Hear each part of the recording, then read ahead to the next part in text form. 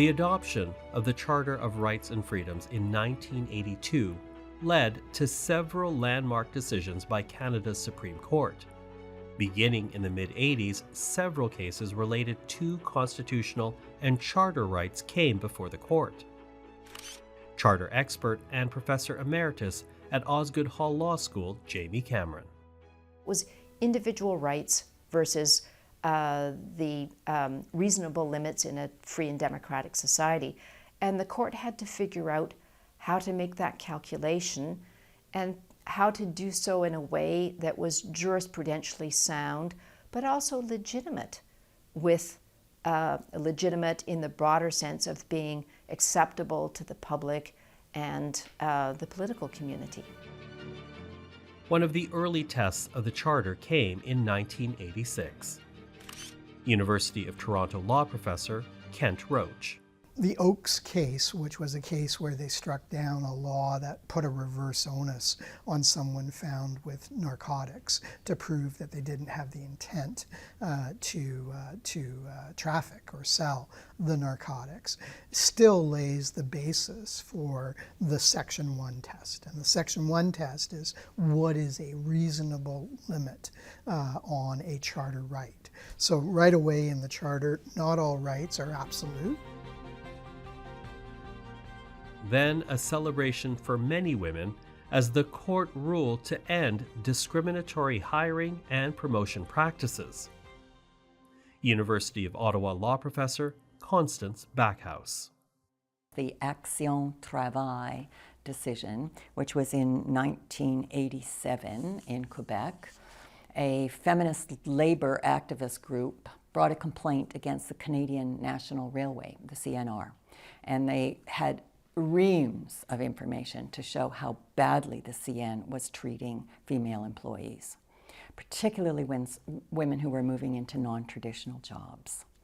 And there was a human rights statute that said that you couldn't discriminate on the basis of sex.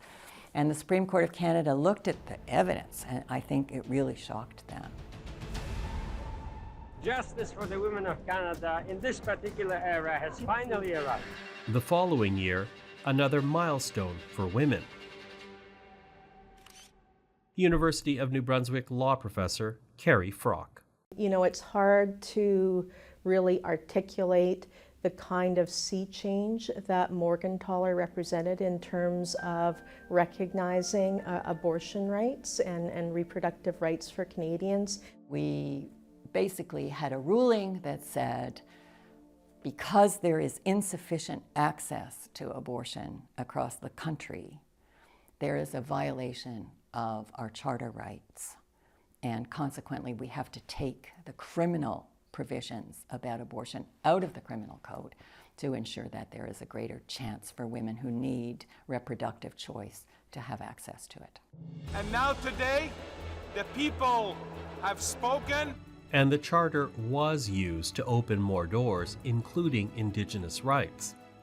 Beverly McLaughlin served on the Supreme Court for 28 years, from April 1989 to December 2017, the last 17 of which she served as Chief Justice.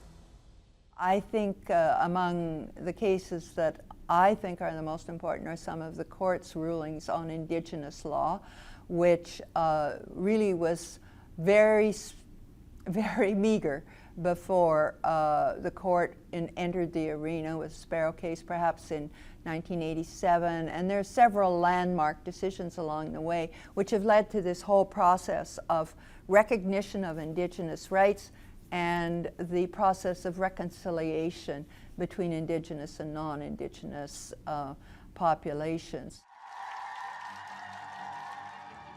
For all the Native people of Canada. The Supreme Court began to take on cases that led to moral and nationalist debates across the country. Former journalist Janice Tibbetts covered the Supreme Court. A case that I really liked. It wasn't necessarily an important case, but I thought that it had all of the elements that really captivated society, was an appeal by Robert Latimer, who killed his severely disabled daughter Tracy, and it ignited a huge national debate over euthanasia.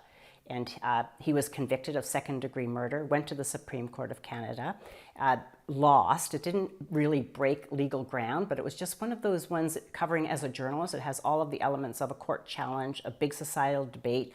Looking back, there are some cases, I think, that really are seminal in the sense that they infuse future jurisprudence, or they lead the country in a slightly different way. And one of those would be the secession reference, which was a reference to the court asking whether the province of Quebec could secede unilaterally under domestic law, Canada law, international law, and if there was a difference, which should prevail. University of Toronto political science professor Robert Schertzer says succession cases were important for the court.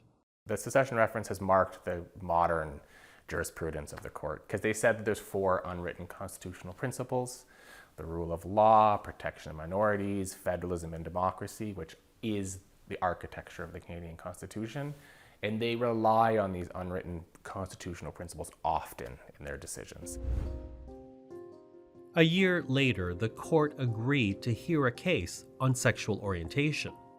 Teacher Delwyn Vriend was fired by a Christian college in Alberta because he did not comply with its policy on homosexual practice. It's been a long, long journey, and we finally are equal in Alberta. McGill University political science professor Christopher Manfredi. The Vriend case was the case in which the court read sexual orientation into Section 15 of the Charter. I think that was an important case because it showed the ability of the court to expand the language of the Charter and to introduce new rights into the Charter. It was also the case in which the court introduced the concept of dialogue theory, in which it talked about the fact that that what was going on in charter cases was not judicial supremacy versus parliamentary supremacy, but was a dialogue between courts and legislatures about the nature of rights.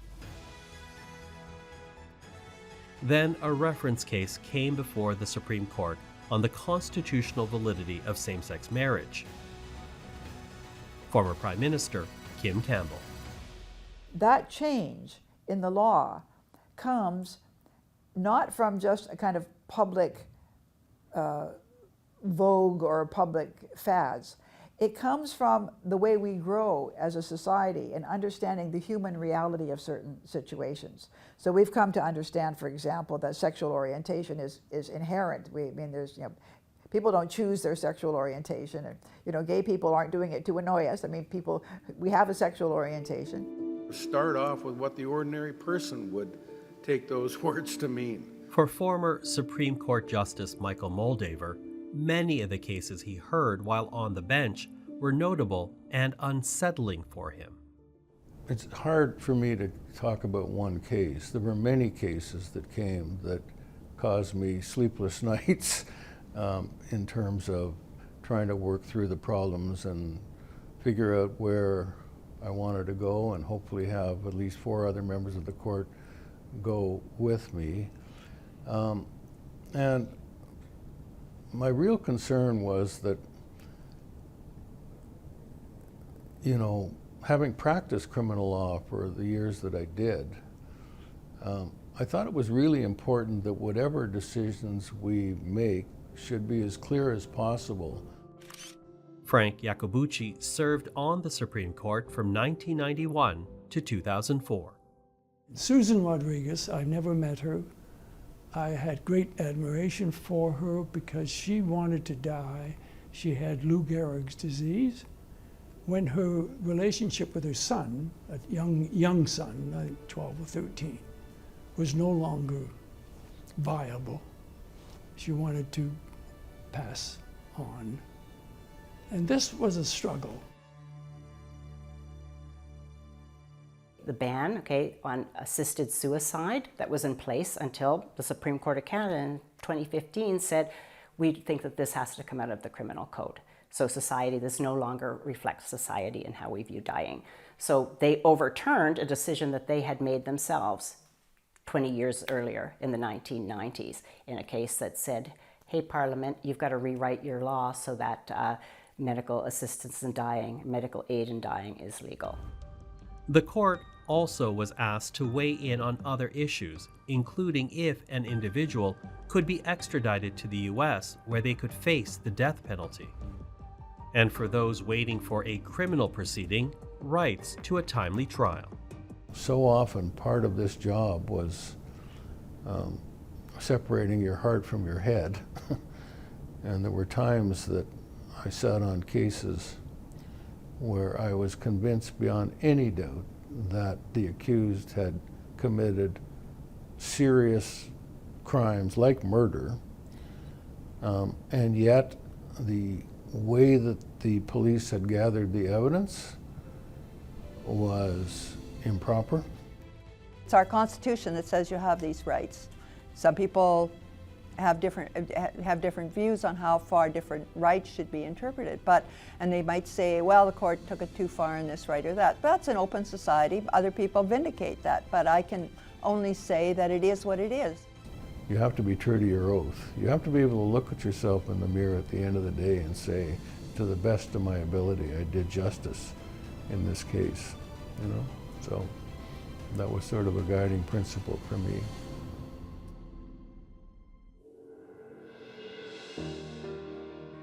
As the Supreme Court celebrates 150 years, it is also looking to the future issues, including the environment and artificial intelligence, will be some of the challenges facing the court. How should it use AI? How should judges use AI? How should it deal with lawyers who want to use AI? But then also the legal issues surrounding AI will come to the court for adjudication. And decisions on the usage of the notwithstanding clause. There's a more recent scholarship that argues that the court's role is not over just because the override has been used, and that courts can play a role in interpreting and reviewing legislation that is subject to the override. The caveat is that they cannot invalidate the legislation as being unconstitutional. That on the next installment of CPAC's Inside the Supreme Court of Canada, 150 years of the highest court in the land.